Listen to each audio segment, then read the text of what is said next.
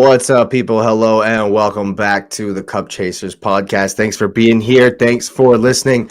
It is the final of the summer bracket challenge. We have gone through 2 months of matchups head to head, and it's all been on Instagram, but I can show you the full bracket. We'll go ahead and pop up the full bracket from the very beginning so that we can take a look. It is on Instagram, but here it is. And so we've had some crazy matchups, such as from the first round, Mbappe did Rio Ferdinand. That was a fun one. Drogba and Gerrard was in the very first round. That was fun. Ronaldo and John Terry was an interesting one. We've had some pretty crazy ones over the whole challenge, and we finally come down to the very end. And who else but Mr. Leo Messi and Mr. Cristiano Ronaldo? Patrick, I'm going to let you kick it off. It's a tough one, obviously. The great debate of our time. What you telling me? Oh man, this is tough. If we go based on the criteria that was originally stated, it's got to be Cristiano Ronaldo. And that criteria was that if you had to win the Champions League final tomorrow and you got to choose one in their prime, they're going to have the best game of their life, and we need to win a Champions League final, Patrick says it's Cristiano Ronaldo. It's got to be. I mean, he's got 4 or 5 in a final. I mean, in finals. I think he has 5. 2, from what I read. Maybe I'm incorrect on that, but everything I've read he has 2 in a Champions League finals. Mm-hmm. Talked about goals. Yeah. Yeah, so I mean, going based on that criteria, also it's kind of, I also think about, and it's not that Messi, can't create his own goals by any means. That he can create his own goals, he can dribble past anybody he wants. But I think that Cristiano, he gives you something that Messi can't, which is size, overall speed. I don't see Messi hitting those 40-yard bombs. I do see him next, right outside the box, just, working it right into the top corner on a free kick. But I think it's got to be Cristiano. And I prefer Messi in most situations, but I mean, facts don't lie. And, Cristiano's done it more in terms of scoring than Messi has. And, that's the criteria. If that wasn't the criteria, I'd probably lean more towards Messi. But based on criteria, I got to go with Cristiano. He does have 5 to Messi's 4 as far as finals, as far as Champions League wins. Okay. And then I think Messi has 2 goals in finals. His finals, yeah. Yeah, I mean, there's nothing between them, to be honest with you.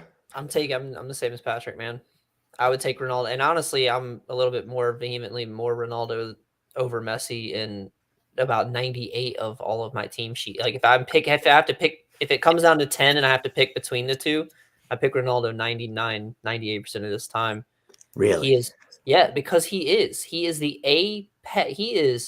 the perfect height, speed, stamina, stature, weight. He is the perfect apex player to play this game. If Ronaldo wanted to, he could play defense at his size, at his speed. If Ronaldo wanted to, he could play anywhere on the pitch and be utilized and be effective. He just so happens to play striker, and he's one of the most effective at it. He can score in goals in many, like Patrick already hit on it. He can score goals. I think he's got more in his bag. Messi has his tricks, and you can't get the ball off him. We all know how Messi's going to score. You don't know how Ronaldo is going to score. You just don't. I think that in one category, there's a clear separation in one category. In X, you mentioned how he can score goals in any manner. Heading, Aerial prowess. where Ronaldo is clear for me. Yep. Clear by far. I mean, Messi's got 26. Best ever. It says here I am on Messi versus Ronaldo.app. Something that I've stumbled upon just now. And according to this website, well, proper citing here, Ronaldo has scored 146 headers in his 1100 games, whereas Messi has 26. Right. All the other stats are like neck and neck. Yeah. You know, it's just for me, man, he's got more in the bag. And like you said, Champions League final. Ronaldo, I've seen it. I've seen Messi go get a goal. They both got that in them. Ronaldo already has that hunger and drive, and that's just his being as an individual. And if that's what I need, is I need that goal. I'm gonna bet on, I'm gonna bet on black every time. If the shoe fits, if he's made for it, if he's tailored. It's not even just that he's made. He is tailor made for that position. And I would never take that away from him, and the amount of work that he's done to get where he is. Work over skill, work over blessing, whatever you want to call it. Dude, it's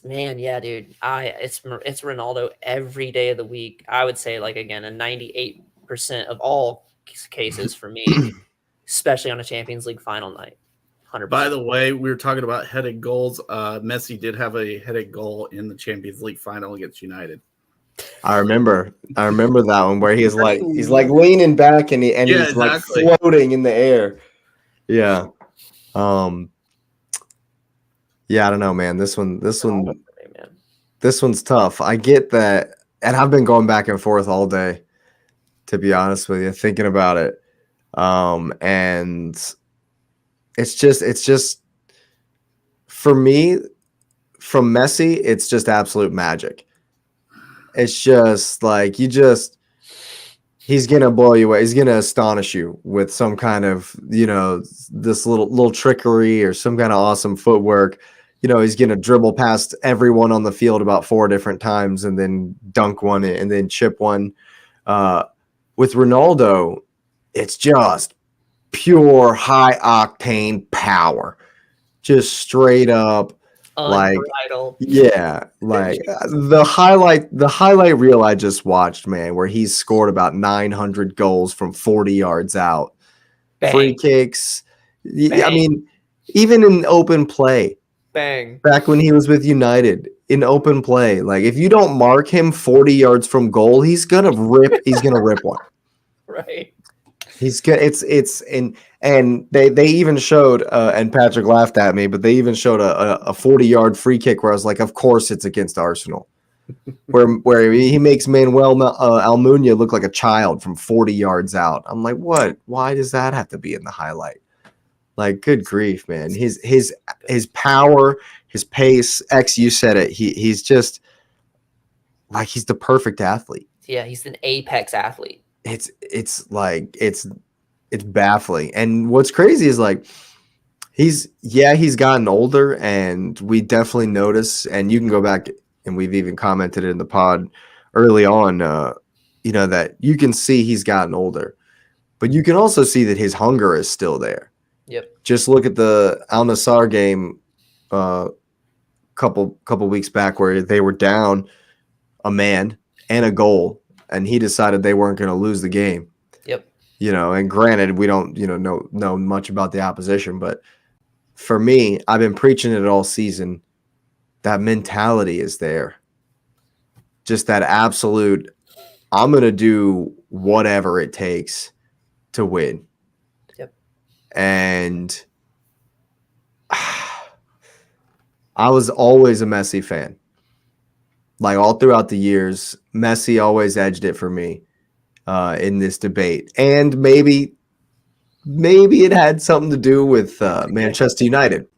Yeah. And how badly Ronaldo dumped on Arsenal back in the day. So that might have had something to do with that. But there's another headed goal. I think you guys are right, man. I think I'm gonna have to. Ronaldo just edges it for me because he's a killer. He's just got that absolute. Oh, it's a Champions League final today. Well, I'm winning. I'm winning. Well, Period.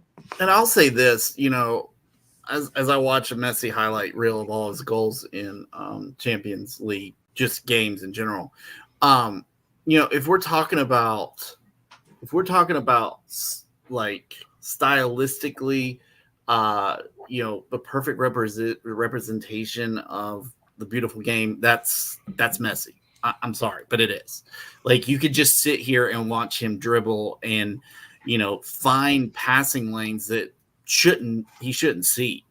But when you're talking about a one-off situation, we have enough evidence to say that Cristiano he's gonna bag you at least one goal, if not two, if not three. I think Messi would score one. There's not a lot of evidence. There's evidence to say that he might not even score. But there's plenty of evidence to show that Ronaldo's probably going to score. So, with that, you have to look at what Ronaldo did to his game, though. Go back and watch Manchester United Ronaldo. That beautiful game, that dink and dive, that magic footwork, shoot the ball on a shoelace. Bro, he did it. He did it, moved on, and then evolutionized his game and did pure striker. Like, he's done it all. Messi's been Messi. Ronaldo's evolved. He's changed. He's went to different teams and done it.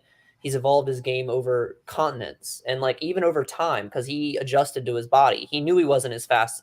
United Ronaldo after that injury is not the same as Real Madrid Ronaldo, but he changed, he adapted, and still bagged goals and his entire game changed. He went from being a midfielder to a true 9 and stopped doing as much footwork and focused on, laser beaming everything from outside the box and hitting his free kicks and becoming this lethal striker and instead of that midfielder playmaker. And the fact that he's done that and was that elevated, and sure, he played with Sir Alex Ferguson, one of the greatest managers ever, but Messi has that same in the bag too. He's played with probably the greatest managers ever as well over in Barcelona. So it's not for me, that's just it. Ronaldo's done it. Whatever Messi has in his bag, Ronaldo's done it. Messi hasn't pulled out what Ronaldo has in his bag. That's the layover that doesn't compute for me. Ronaldo can do what Messi does and did. Messi cannot do what Ronaldo does. I will say this. I just saw him absolutely put Jerome Boateng to the ground, and I totally forgot about that, how incredible it was. What you saying, Lewis? You're on mute. Well, I was struggling twice because it was funny. I had a meeting before this one on something else. And then I was like, why can't I see myself in this? I'm slow. Forgive me. No worries.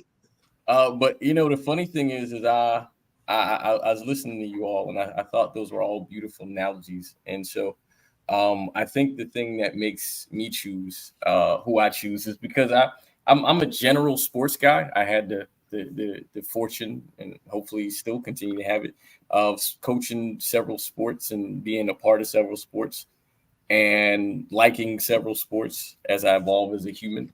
And I thought to myself, well, this Messi Ronaldo thing is just one that is the flavor of ice cream you like, right? We like ice cream, but which one do we like the most, right? And so I looked and I'm like, well, if people are watching this podcast, because they say, if you get on social media, they say that in football terms, say that in basketball terms or whatever. So I thought to myself, well, can I find terms like that to help people understand in general? So the first one I thought of was basketball. Basketball is and was my first love. It's because I grew up in New York, the Mecca of basketball, even though technically it's not the Mecca, but you get it, right? Oh, it is. What are you talking about? Rucker Park? Are you kidding me? But if we're looking at true skills basketball, that's hardcore. I'm gonna punch you in the face basketball. If you're looking at skills basketball, then you got to go somewhere else. But I get it. It gives you your scab so you can actually be tough. But basketball, I was like, well, I don't like the LeBron Jordan thing. I think that's silly because of they're not contemporaries. So I said, who it matches, And I wish they had puppets. And if Nike, if both of them were on Nike, this would have worked. This is Kobe and LeBron. It's literally Kobe and LeBron, because LeBron, now the parallels are not the same, but the idea is the same, where LeBron came in with all the natural talent, all of it, all the natural talent, moved around to a bunch of different teams. So that's where he's a little bit of both. And, you know, he was never truly loved, right? He's loved, but he's not loved because people are afraid of what his legacy leaves. But Kobe worked his tail off, just worked his tail off. And so if you just go from just the physical attributes, Kobe is the Ronaldo to LeBron's Messi, right? But career-wise, it's inverted, right? Right. But both successful, both probably the best of their era. But unfortunately, these two happened in the same era. And then I was like, well, what's another one? Well, pro football just started, NFL. And you're like, well, who would be there? Contemporaries, Peyton Manning and Tom Brady. Peyton Manning, natural talent. Like, probably considered to be one of the greatest quarterbacks to play the game, minus the big accolades, right? I mean, he obviously won the Super Bowl twice. I think he won it twice, maybe 3 times. I think it was twice. Yeah. But once in Indy and once in Denver. Yeah. And he didn't look good in either game. But in that, bad Von Miller did. Yeah. But hey, the W is the W, right? And so with that, you look at Peyton. Peyton is your textbook. You want people to prototypically be him. But if you are not a quarterback and you want to grow somebody into a quarterback, you want Tom Brady, because that guy puts in the work, right? And he was never more naturally gifted than anybody. None of that stuff. Again, that's your Messi, Ronaldo, natural talent versus working for it. And again, we look at that and we say, well, how do we choose? People will choose Brady specifically because of rings. And people will probably, I don't know if anybody has chosen between Kobe and LeBron. I think because Kobe passed away, rest his soul, you know, it makes it harder to choose that truly. And I couldn't think of a baseball one because I'm a Yankees fan and I can't think of anybody even in I thought A-Rod and Jeter, but they're on the same team. Well, no, but if you think about like early in their days, like A-Rod was the naturally gifted one, and Jeter was the one that kind of had to work but had the built-around team. So you can find the parallels there as well. I mean, for me, Ronaldo is just he's a goal, right? And he can play anywhere on the field, and he's a goal. And as X said, he's your prototypical guy. But Messi is a unicorn. He's not a goat. He's a unicorn. And he's a unicorn because he wasn't because of his frame and his body type. He's not supposed to be what he is. Right. But Messi is your everyman. Anybody can look at Messi and say, I could do that. Not necessarily the skill wise, but I'm built like him, because that's the first sort of comparison you take. But Messi was really, really benefited by the fact that he was with a manager in the system that always complimented him. And so he stayed in that. And the second he moved out of that system, he really wasn't Messi anymore. I mean, there was glimmers, and maybe because it was later, but he was never Messi. But then we can say, well, what about in the national team? Because again, when the system wasn't catered around him, then it becomes sort of a different issue. Whereas Ronaldo, he literally went everywhere and did his thing everywhere. And I mean, for me, I think there's no such thing as a GOAT. I think they're the perfect yin and yang to each other. Like, I think we are fortunate to have matured in push each other. Yeah, because there's it's unlikely we'll see a competition like that in this next generation. Maybe 2 or 3 in the future, because it happens again. It's a cycle. It'll happen. I can see Mbappe Holland. Yeah. I could see that. Yeah, but I think skill level will determine that, right? Because no one ever questioned Ronaldo. Numbers wise, they're behind already. Yeah, numbers there. But I mean, if you look at skill, you probably say, well, you know, Messi's probably more technically gifted than Ronaldo. He worked for his, but Messi just looks more effortless with his. And so just on that sort of pinnacle sort of comparison, it'd probably take a little bit. I mean, we'll be fortunate if we get it again, and I appreciate it. But I look at Messi, and what I've understood is because Messi looks like every man, it's easier to like him. It's easier to pick him. And I think that's where some of it is missed, because one of the things I think that makes an apex athlete, a pinnacle athlete, is the fact that you can't do what they do. You can't. And you can't do what Messi does, but I feel like you even less can't do what Ronaldo does. Well, it's kind of funny you mentioned that. I was sitting here thinking about, all of these other countries' players, and they're like, "Oh, it's the next Messi. It's the Irish Messi. It's the the Spanish Messi." And you just go down the line and go down the line. You don't hear that about Ronaldo because he is so rare. Like, there is, like you said, Messi is not a GOAT. He's a unicorn, but truthfully, Ronaldo is a unicorn in itself because there's no way to duplicate. I mean, who in their right mind jumps as high as him? Only Haaland, because Haaland is already halfway there. Yeah, he's already halfway there. But I mean, like there's been times where I've watched Ronaldo, go up for a header, and it just seems like he's just floating in the air, and everybody else is coming down. He's still like, it launches into a trajectory. I would love to see. I would love to see if Ronaldo can hang as long as LeBron. If they can both in his prime, in his prime, jump up in the air for a vertical and see who can hang. Like get him going sideways, and you know what I'm saying. Well, the thing is LeBron's what 8 inches. He's a giant. He's a giant. Yeah, that matters a lot in that, I would say. He's only 3 inches off, Jake. Oh, really? He's only 3 inches off. LeBron James' highest vert ever recorded in the NBA was 44 inches. Sure. Ronaldo's is 41.7. Bro. And he's got LeBron's a 8 inches taller, 7 inches taller. Wow. Yeah. Wow. Dude, I just want to take a second and be grateful. Lewis, you said, they were at the same time. How blessed as fans that we got to see them both.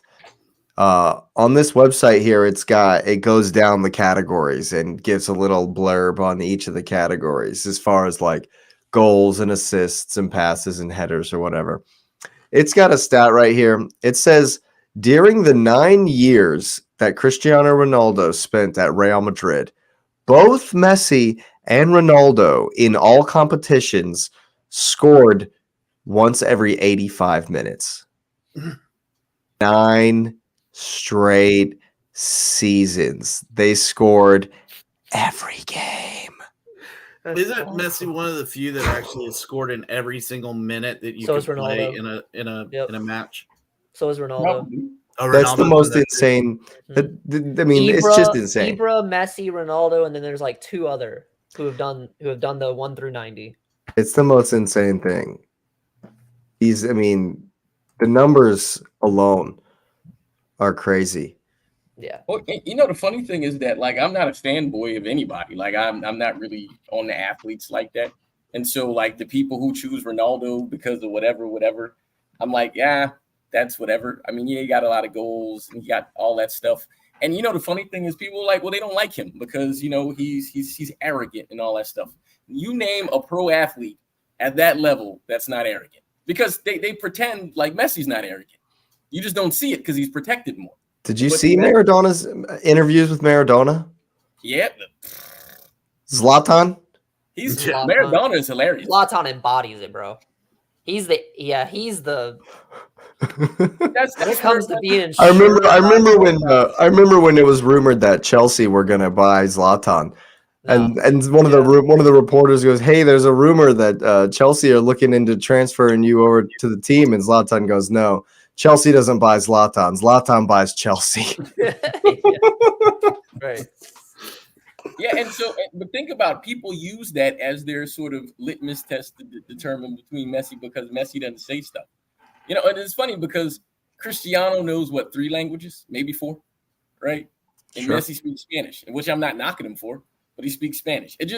Ronaldo is literally, if I have a kid and I said, hey, man, if I want you to have work ethic, I want my kid to work like Cristiano. Yep. Like name the area in life that he had to be good at that he did. 100%. If you do it like him, right? If you do it like I'm him, not saying Messi didn't do the work because clearly Messi had to put work in too. But Cristiano literally is the Renaissance man, even though that's a strange term, but you get what I'm saying. Yeah. He figured it out. He spoke multiple languages. He's played multiple positions.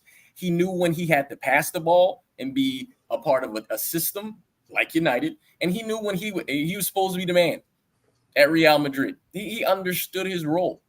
And so, if people want to get to go off your point, watch Ronaldo. Just go watch him. People think he's arrogant. People think he's selfish and all of this like narrative around him. He's not. I've seen him give up PKs. I've seen him give up open opportunities to let his teammates score, especially if they were on a double and wanted a hat trick. He gives those opportunities away because they come so often to him. You can see him give up clear goal scoring opportunities to allow people like Benzema to score when he wasn't or was in a drought, to take PKs when it should have been Ronaldo's, but he's like, no, you step up, you take this because you need it. I don't need it. I know I can score this. You're messed up in the head. You need a goal. Like the embodiment that Ronaldo does throughout his career at Real, at Al Nassr, in the Portugal team, like that is so integral to a type of team that I personally would just put together.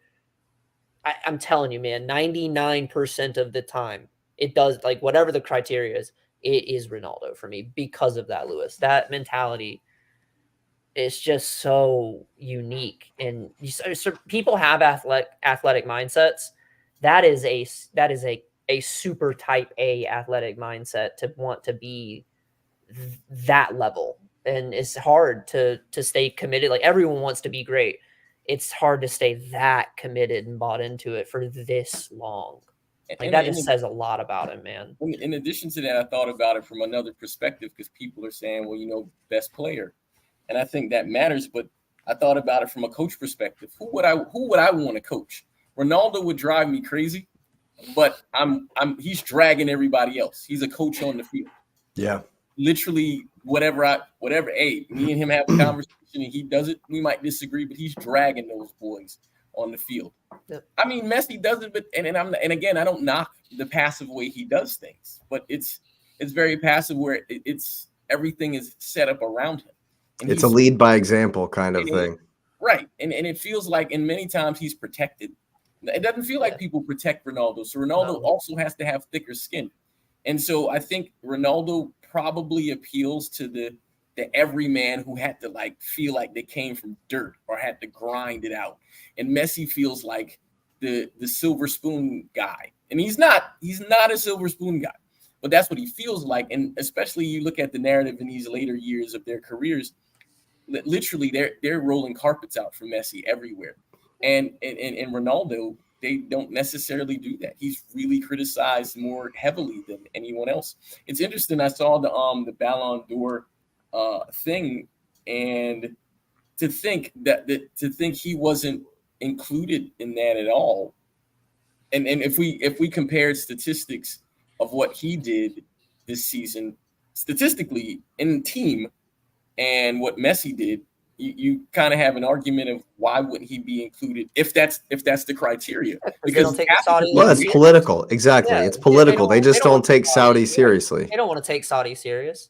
But now we're taking the French league serious, which is clearly behind the Saudi league now. So this is where I'm saying the narrative thing is, it just shows there's a little bit of bias there, and I'm not knocking it because again, Messi is a show. I watched at least 2 MLS games I would have never watched because it's him. I've not once watched a Saudi league game. Now here's the reason why, because it doesn't come on here. Right. And so now who does that play to? Now you can say corporately, well, the Saudi league doesn't play in the States because it's competition for them. And so I get that. But at the same time, I mean, I thought it's coming though. Fox bought the rights. Yep. Right. Mm-hmm. Money is money. So at what point are you waiting for? And the thing about it is you got Cristiano who went to Saudi, and now a slew of people came. And now all of a sudden, when Saudi does it, it's bad. Because a couple of City's players said it too, so I'm going to get on them too. And it's bad now. But Messi goes to the MLS. I'm waiting for the January transfer window to see what top-tier players go to MLS. That's what I'm No. waiting to see. Oh, the money Because- buyout's so different. They can't. They wouldn't. No, I know. They're going to But get even dusted then- by the Saudi league, right? But I agree. But then, so Dusted. because Messi set up the sweetheart deal For that Messi, MLS it was selfish. For him. What Ronaldo did is selfless. Sure, he took a bag, paved the way. but he paved an entire. Not all those players cannot come to the U.S. again because of the money restrictions. Yeah, you're right, Lewis. Like, but the thing is That's horrible. they could if they set up sweetheart deals like that. So okay, Apple did the thing with Messi and the MLS. So how you're many telling MLS me teams can you give away though? Like, how many of these things can you build after you're done playing?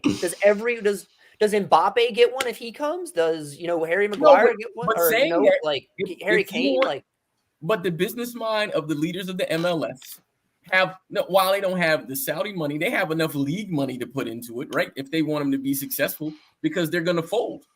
The European leagues are worried about them. No, they're for sure not going to pay MLS any attention. So when we say that, the MLS can work deals.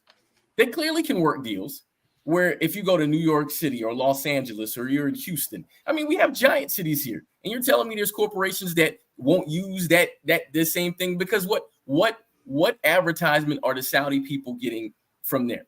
it's Right? the only one is the only sport that the Saudis, other than maybe cricket, it's the only other sport that they have to compete against. Here, what night are you going to super televise? So say this does get big and the MLS does get it right. What night are you going to televise it for? You're not going to compete with football. Football's not going to allow that. So there goes your Saturday and your Sunday. What are you going to do Friday night for primetime TV for all of your shows and everything like that? Like the MLS starts in February. So they're competing with the NBA. Truthfully, they're competing with the NBA and baseball in the summer. The NBA's on what, 4 times a night or 4 times a week? Yeah, but the NBA gets their heavy watching is on the weekend, so that means MLS has a window, so they don't have an excuse either. They should. You telling me the MLS versus how many baseball games have you watched in the last 5 years? I'll Zero, go to a baseball game, but I will not watch baseball on TV. Zero, right? No, I will not watch baseball. It's like hockey. I won't watch baseball or hockey on TV. Right. So, but it's zero. Whereas MLS is on during the entire summer. I've watched zero MLS though as well. So, but who's that on? Because the thing about it is, Jake and I, we had the opportunity to see it, and we literally called it. We said, hey, if they play it this way, it'll flood money. And what did they do? They said, no, we don't want to do that. And the Saudis said, okay, so you got your cash cow, and you're not going to put your cash cow out in front of everybody? Right. We got you. And what did Saudi proceed to do right after that? Take everybody. Everyone. I mean, it's just that. Like, Ronaldo paved the way, and he's gonna that league is going to. They're desperate for Salah, right. And you know why they're desperate for Salah. You know why they're desperate for Salah. You said it, Lewis. He will be the ultimate cash cow for the Arab world. Mm-hmm. Hero. Oh, if he goes to Saudi, it's everything. When Salah goes to Saudi, instant hero in the entire Middle East. Hero. Instant. Devout Muslim from Egypt, country hero. Instant hero. And they could all the boxes. Yep. The press, dude, the press behind that would be humongous. Be huge. Well, I think the thing that we're kind of losing sight of, two things. First off, I think one of the things that Cristiano gets knocked on is his antics on the pitch. You know, you watch Messi, he does take on defenders, he runs off of defenders. Cristiano does go down somewhat easy at times, and that will turn some people off to the type of player he is. It takes nothing away from the type of player he is and his skill and his just incredible ability. But I do think that especially when you're talking about, we're talking from an American perspective, right? I think when you have that perspective, I think a lot of people kind of get turned off to that type of player because they're like, they watch people play football and basketball and baseball and, they don't go down on the easiest contact, supposedly, just saying that for covering myself. But so I do think that that's one thing that kind of gets held against Cristiano than it shouldn't be. I know me personally, that was one reason why I prefer Messi as a player over Cristiano. Cristiano's incredible, but I saw Messi ride tackles and keep going. And Derek Ray, he always talks about Cristiano's party favors, but he won't get off the ground. You know, he said that multiple times. Ian Dark's the same way. You know, and I think that mentality is one reason why some Americans don't prefer Cristiano, and that's why there's such a mania for Messi, because they see Messi as the complete player. And one thing that y'all were talking about, Cristiano went to Saudi and he put them on the map, and he did. There's no question about that. I think though that with the way the MLS, and this is MLS's failure completely, but the way the MLS is set up, not only their DP option, but just the money in general into the clubs. They're not getting the type of money that the PIF is giving to these Saudi clubs. I mean, I sent y'all that article from The Athletic, where the government is just throwing money left and right at it because it is a promotion for them. U.S. government is not doing that. For Messi to come over, all the teams had to chip in money. They had to structure this Apple deal to a level that it's going to be studied for decades in business courses. It took innovative mindsets and thoughts to get him to come here. With Cristiano, I'm sure the PIF has done that, but they also threw a ton of money, and their focus is 2030. 2030, 2030, 2030. The U.S.'s focus is 2026. We got the World Cup coming, and then 2028 we'll have the Summer Olympics, and then you've got 2024. You're going to have Copa America, right?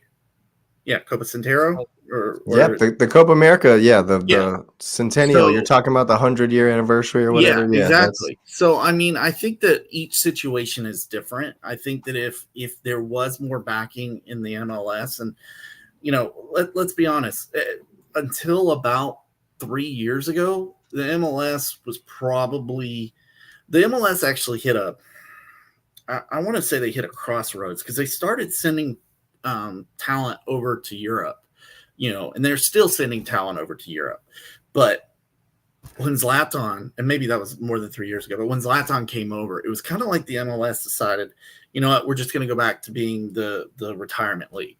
We're going to take on these older stars because it's going to put people on, in the stadiums, and it's going to have eyeballs. But it really didn't work. So they had to have this huge, huge name. And that's why they brought in Messi. Saudi is a little bit different. Saudi didn't have a soccer league that anybody really knew about. So they, of course, needed, because I mean, if you think about it, MLS actually created VAR. They created the actual spraying of the gap between the free kick taker and the wall. That was all created at MLS level. So MLS has had somewhat of a effect on world soccer. I can't think of anything from Saudi. They went and they beat Argentina in the World Cup this year, and you know why that was their biggest. That was the first step. Yeah, that was the gunshot heard around the world, because what a lot of people don't realize is that Saudi Arabia team was comprised mostly of one club team. Yep. In their league. 9 of those 11 starters played with each other the entire season before that World Cup. Yeah, it's the Germany World Cup. It's the Bayern Germany World Cup. Yeah, before. Yeah, exactly. That's all that is. 8 starters. But to your point, it's an interesting point you're making, because Ronaldo has kind of gotten on this train of they're all about, we want the 2030 World Cup. We want, to bring in players for the 5 years before it to kind of popularize our league. Whereas the U.S., okay, we've got the tournament. We won the bid. How are we going to get people to watch? Because no one's watching MLS. Right. So how are we going to get people to watch this World Cup? Oh, I know. And so that's kind of how, and it kind of fits a little bit for me because Messi was at a point where it wasn't working at Paris. He's not had a good season.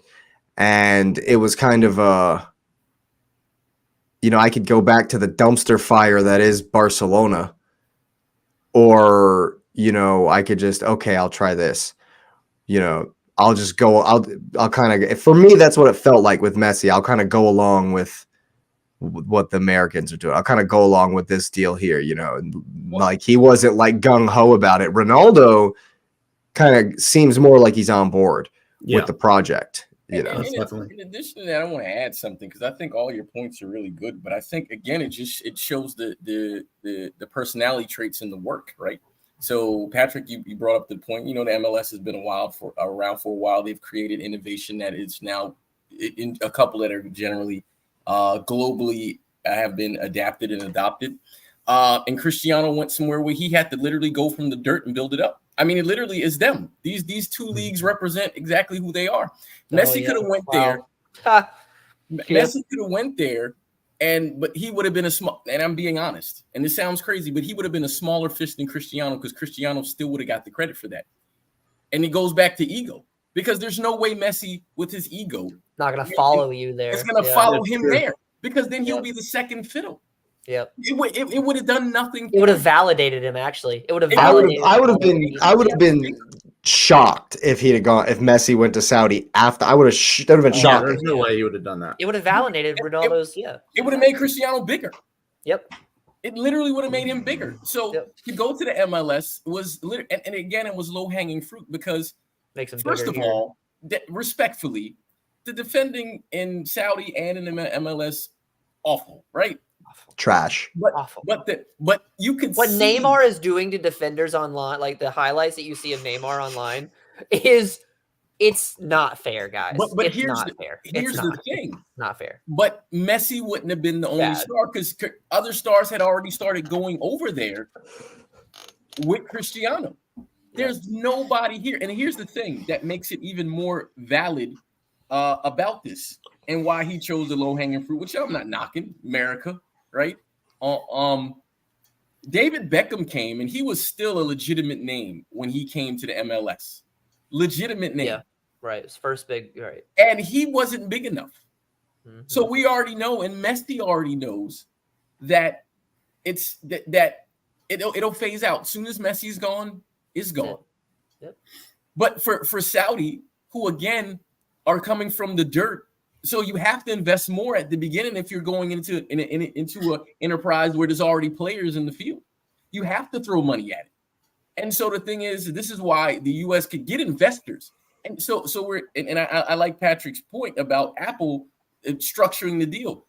The United States has how many $1 billion companies here? They could do that anywhere they want to. And that's why I'm saying they literally, if they want more people, if they want players here, they can get them here. That's not an excuse for the states. The states could have long made those same deals. They were being reactive instead of proactive.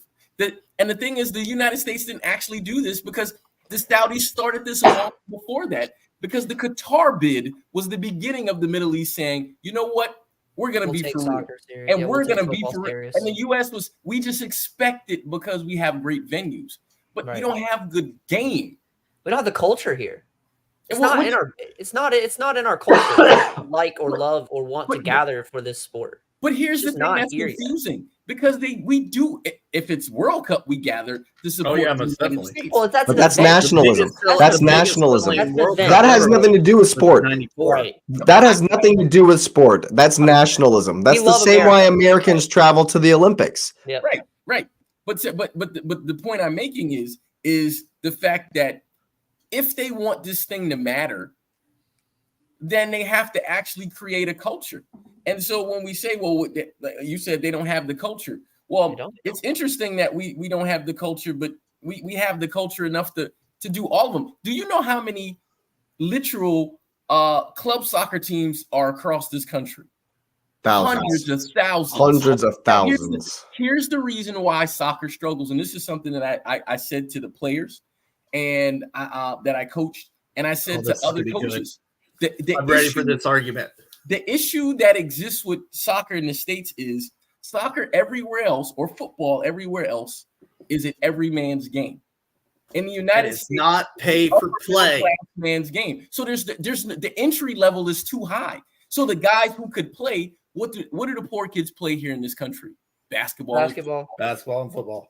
Soccer is actually easier to get into, but and imagine if you took some of the athletes that play basketball and football, and Kobe Bryant, I used him earlier, is an example. He wasn't poor, but he could play ball. Some of your greatest pro basketball players love soccer. You know why they love it? Because it's the same game. It's the same game. And the thing about it is, man, stick LeBron put LeBron in the net. Stick LeBron between the sticks, bro. But that's my point. Our poor kids. Oh Lord, here we go with this one. Our poor kids aren't playing soccer in the street. They put up because there's the hunger there. That. Well, because I'm saying that's the different mentality. In Brazil, sure, you have people going to put in basketball. Basketball is actually growing worldwide, has been. But they don't have the same drive or the 10 friends where they go roll a ball or a piece of whatever they can duct tape together and make that their soccer ball. We don't see that. They go get a hoop without a net, go buy a basketball, and they're playing basketball all day. Or they go sit down 6 at the park and go play football. That's our culture thing out here real quick, because the culture thing is one thing. Is my point real quick, Patrick. So the culture thing is also, if you look at the culture of football, the culture of football is real blue collar. And you don't have to be that, right? And then you look at basketball, real blue collar right here. Culture is established from the middle to the bottom, which is how soccer is established. Soccer in this country is from here up. So you're not going to ever establish culture because they're not the masses. Rap music, and I made this comment before, I said hip hop music is one of the most unifying music out there. Why? Because it was always speaking to the lower level people. Soccer don't talk to those people in this country. And that's why it's never going to connect that way until more people do it. This is a socioeconomic issue. And I know this is pay for play is a massive issue. And, if you think about it, well, there are 2 issues in the U.S., pay for play and the collegiate system. Because the collegiate system causes guys or women, we'll say even, men and women to focus in high school, going to high school to become, get a college scholarship, all that. You look at Europe, you look at, South America, you look everywhere, Asia even, 12 years old, you're going to a club team. You're learning school at a club, because you're going to learn how to be a soccer player or a football player, then, because that's when you need to learn it. Between that age of 10 to 13 is the most formidable time to actually grow as a player. I mean, you play it as a young kid, you play rec league, all that kind of stuff, but you get to a point in the United States where you go club, and when you go club, it becomes money, and it is straight money. And when Tim Weah scored the other day, there was some stat, and I'll have to find it or something, and it was talking about how the most soccer players for the U.S. men's national team still come from New York, New Jersey, specifically the New Jersey area. And it's because it's been cultivated there completely. And it's now, of course, spread out. They were talking about, it was great for it to be in St. Louis because the game has grown so much in the St. Louis area. You're seeing teams in Nashville, you're seeing teams in Atlanta. So, I mean, it is continuing to grow, but it is still an issue of pay for play. And you don't think basketball is that? Hang on. I want to pay for play? No, not at all. How not? AAU cannot go to college. AAU pays unless you pay. AAU you don't pay for AAU. Yes, you do. Have you ever tried to pay? Patrick. Not if you're good enough. Yes, Patrick. Not if you're good enough. Again, but somebody pays for it though. You get a scholarship. You get a scholarship. Someone pays for it. The amount of money but what I'm saying though is AAU is astronomical. Whatever you're trying to compare to, basketball has become pay for play, still booming in our culture, our lower class. It's all over our TV. It's probably it's actually the second most revenue in America. Basketball's done that model. They've been doing that model. But AAU is sponsored by Nike and Reebok and Adidas, all of these large corporations, so that they can get those dollars into those kids now, so that when it comes time to I go to college and it's time to sign my shoe deal, I'll remember Nike. We will never get there. That's what I'm saying. Our culture will not adapt to this. Here's why I'm a co-sign your point X right here. Let me ask you a question. So imagine you're an American family and your kid shows the potential. Would you be willing to send your kid to an academy abroad to live with that team, for the team to basically adopt you so you can grow up in their system? Because that's what happened to Messi. No, not usually. No. And so, but Americans won't do that. You go to any other country in the world. That's why it's important for like FC Dallas's youth club soccer team, because if you look at FC Dallas, they've created 5-6 players that have gone over to Europe and actually been profitable, not only for the club but actual good players. I think Christian Pulisic's a perfect example. Here's a kid grew up in Hershey, Pennsylvania, goes over to Germany and plays for Dortmund in their academy, and goes through it. Same thing with Gino Reyna. But again, hang on. Is Christian Pulisic and Gio Reyna valid points here? Because they are the epitome of pay-for-play American soccer. Right. That's moved him to Germany. That's kind of my point. They lived there. They had a bunch of money. Reyna grew up in the sport. Like, these aren't. That's kind of my point, though. Like, our best talent, and we can get into this all day long, but our best talent is not being discovered at an earlier time. And if it is, it's not being devolved into this sport. We will never get our best talent into this sport, of course not. Period. And the thing is, we will be 100 years behind constantly. You don't see kids who, maybe they're a little bit short. Like, okay, let's take Leo Messi. It's a perfect example. Leo Messi's not playing football. He's not playing basketball. He might play baseball, maybe. But if you have a Leo Messi in the United States, he's not fitting into any of that. So he doesn't get developed at a young enough age to actually meet the talent level that he actually has, because it doesn't get developed. And that's the issue with pay for play in the United States. Even if there is talent, if you remember, Freddie Adu was like the world's greatest thing in the world. Couldn't find out he was like 6 years older than everybody thought. But because he seemed so talented at such a young age, it was like, oh my gosh, the U.S. has found somebody. They're going to develop him. He's going to be amazing. Of course, he wasn't. But I mean, that's the point. That's why everybody gets so excited about the Pulisics, the Reynas, the Weahs. The list goes on and on and on, because we found the talent at a young enough age so that it could get developed. But it also goes to the point of they were in pay-for-play situations. Tim Weah, let's be honest. Christian Pulisic, his parents moved him over to Germany. Gio Reyna, we're talking about, Claudia's kid. We are wasting talent at such a high level, and they're kids that are not getting to play the sport that they actually fit in because it costs too much. And a point you made, and X, this kind of goes to your point as well about we're going to be 100 years behind. The funny thing is we're going to be 100 years behind, and we don't need to, because population-wise, we have 360 million people here compared to countries with 3 and 4 million. So you're telling me out of 360 million people, a nation full of immigrants, mind you, nation full of immigrant descendants, that we can't find, this is my argument all the time, we can't find 22 guys. Exactly. Just train 22 of them. That's it. Exactly. Birth be like, hey, we're gonna train these 22 guys. And here's the perfect way to rein this back in, to bring this back full circle. And we've spoken about this before, actually. To answer your question and to sum up, all of the last little bit, it's because here in America, it's about money. It's not about winning a World Cup. It's not about glory or, honor or love of the game or anything like that. It's all about money. And the very best example is Leo Messi himself.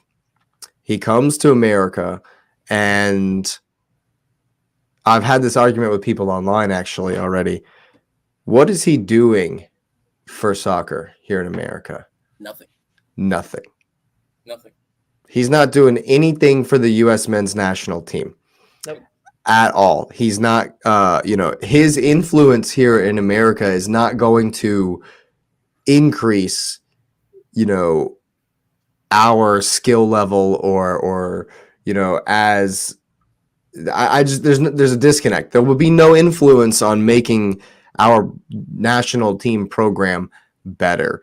And the you said it. Here's why. It's because all these rich parents who are taking kids to see Messi,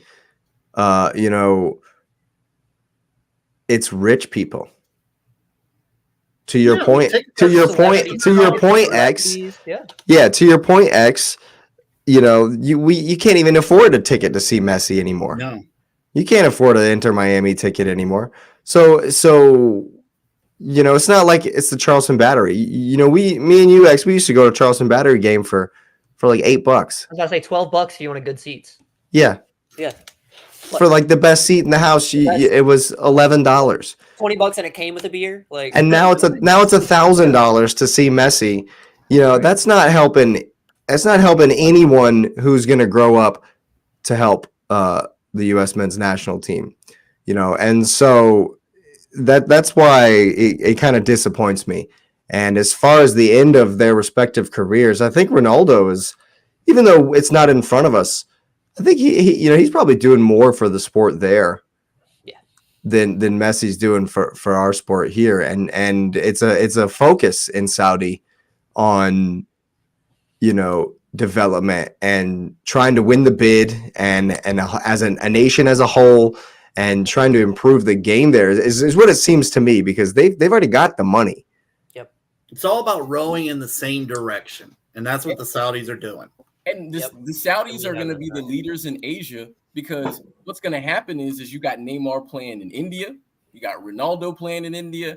They're all playing across Asia. Way more people there. Yep. Way more. Yeah. So they're going to make. So you know what the population of New Delhi is?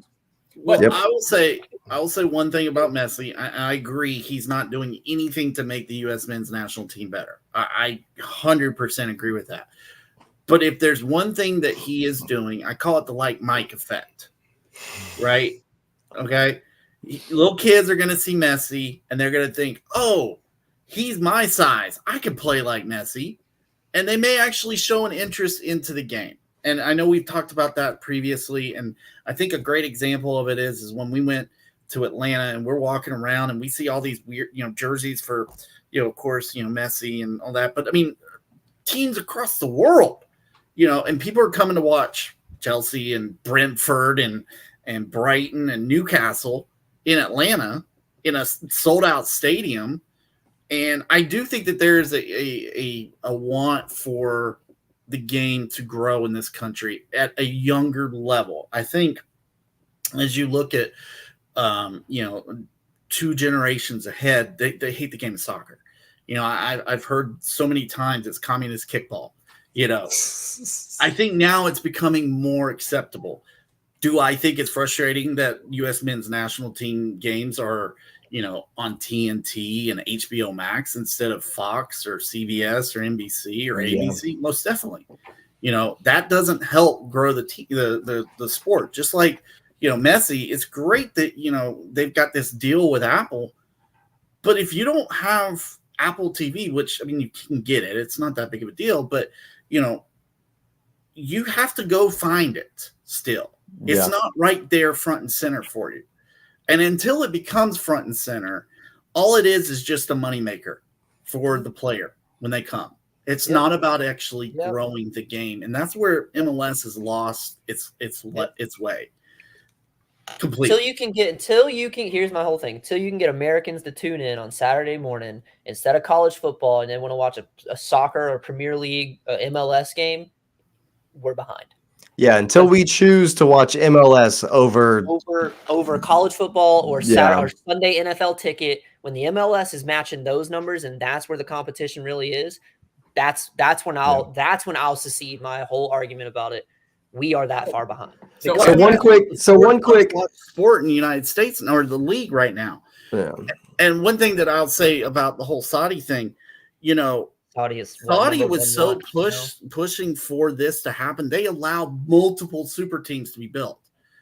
Yeah. MLS is like, no, all right, we'll bend the rules for Inter Miami, but they're not going to bend the rules for Charlotte. They're not going to bend the rules for Nashville. It's for Inter Miami. And that doesn't help actually make the product better. It's just making one team better than the other. Yep. Or than the collective. And that's why we're seeing, Inter's going to still make the playoffs. They're, third favorite to win the whole thing. And it's like, what? Just like 3 weeks ago, they were the worst team in the league. Like, so to kind of bring it all back and tie this up here. One last question before we give a final verdict. Does any of this tarnish either legacy or further either one of their legacies? I don't necessarily think that it's Messi's fault. No, I don't think so either. But it feels dirty. Mm-hmm. You know what I mean? It kind of feels. What do you mean by fault? The way that I feel about what's happening at Miami. Is it Messi's fault that he's being used essentially? The league put him on that training wheel or that spinning wheel. He knows what he signed up for, right? But my point is, why should Messi give a crap about the U.S. men's national team? Why should Messi care about soccer here in America? So I don't think that he I can't fault him, is what I'm saying. I don't think that he had, that he comes in and he's like, oh, I'm going to take all this money and to the soccer here in America. I don't think that's his attitude, is what I'm saying, but it still feels dirty to me. Well, I mean, is it the sort of the same attitude as Cristiano Ronaldo, though? I mean, he went for the money. I mean, but it's the same situation. Ronaldo, it's the same entire league, though. It's the same situation. Messi was like up against the wall. Barcelona were on fire. I've got nowhere else to go. Ronaldo was the same way. In his mind, Manchester United are absolutely on fire. You remember the interview he gave. So to hear him tell it, it's a shit show, and so where else was he going to go? Yeah. Madrid weren't bringing him back. He can't come to America. Yeah, not legally. Here's where I'm gonna disagree with it in just a little bit. So, from your question was, is Messi at fault 50%? Because everything is 50% of our fault. We got to own that. That's just in general, everything in life. But he knew what he did, and I think long term, the legacy of what Ronaldo has done is going to be larger because it's going to resonate in a different place, in a different part of the world, and he's going to grow soccer where it's a focal point, right? More. And the thing about it is that you actually mentioned something, Jake, that I've heard somebody levy this criticism against Messi, which no one talks about because Messi is like the Steph Curry of sports. He's a star child. Yeah, you don't talk bad about him. No. But if you think I intentionally left this out, but I'll bring it up just in brief things because I know I've gaslit the whole thing to go to this way. But when if you talk about philanthropic things, right? Easily philanthropic things. We already know who the guy is that comes up for that, and that's Cristiano. Cristiano went to a very difficult situation where it wouldn't even made sense. It doesn't even look good, right? And he's made it better, and people followed him there. People went to China. China was giving tons of money out. So we can't say that this experiment didn't happen before. It happened in China. Hulk made $1 billion. Oscar went to China. Hulk, and no traction came from that. When Cristiano Ronaldo could have went to China because they offered him money. So it's not like he chose this. Just like Messi chose the States, Ronaldo chose this because Messi could have went back to Argentina. Messi could have want to stop you real quick. One of the things he could have pulled a Ronaldinho. Their transfer fees were no longer being like their transfer fees had to come back down. Like they weren't realistic, and they started seeing some of the kind of issues that they're seeing in Saudi with players not getting paid what they were being told they were going to get paid. Right. And so I look at that in the long term, off the field. I think Ronaldo's legacy will be larger because of the world that exists outside of the United States. Because many people who live in the United States don't know the world. There's a world that exists outside of the two oceans. There's a bubble. Um, Lots of Americans are in a bubble. So after Most I have definitely. gaslit the conversation away from Ronaldo and Messi, I choose Ronaldo. After all of that. Well, no, But I do love really, Messi.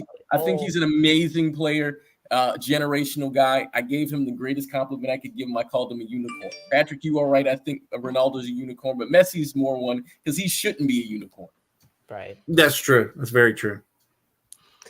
Yeah, I think to wrap my angle of it up, for me, just edging it is that killer mentality that Ronaldo just, and it's almost, it has come to a fault sometimes. He wants to win so much that he does ridiculous things sometimes. Yep.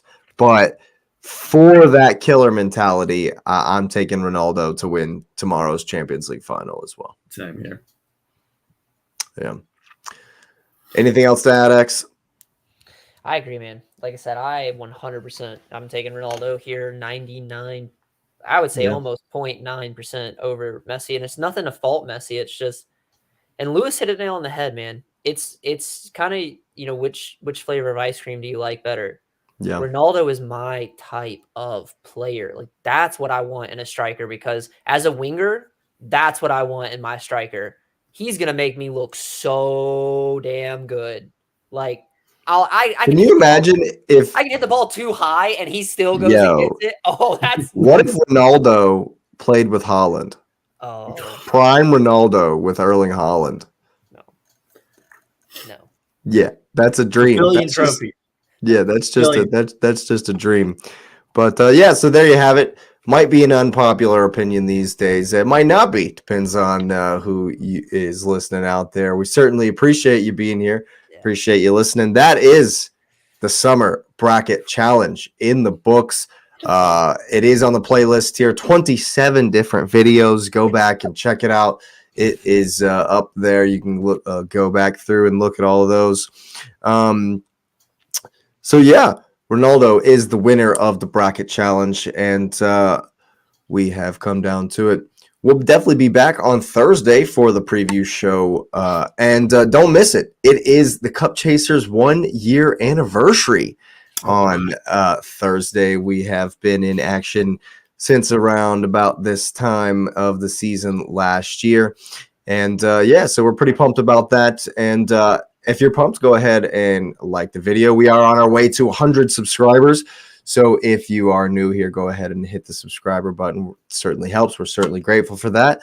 Like I said, yeah, thanks for being here. Thanks for listening. And we'll hope you have a great night. We will see you next time.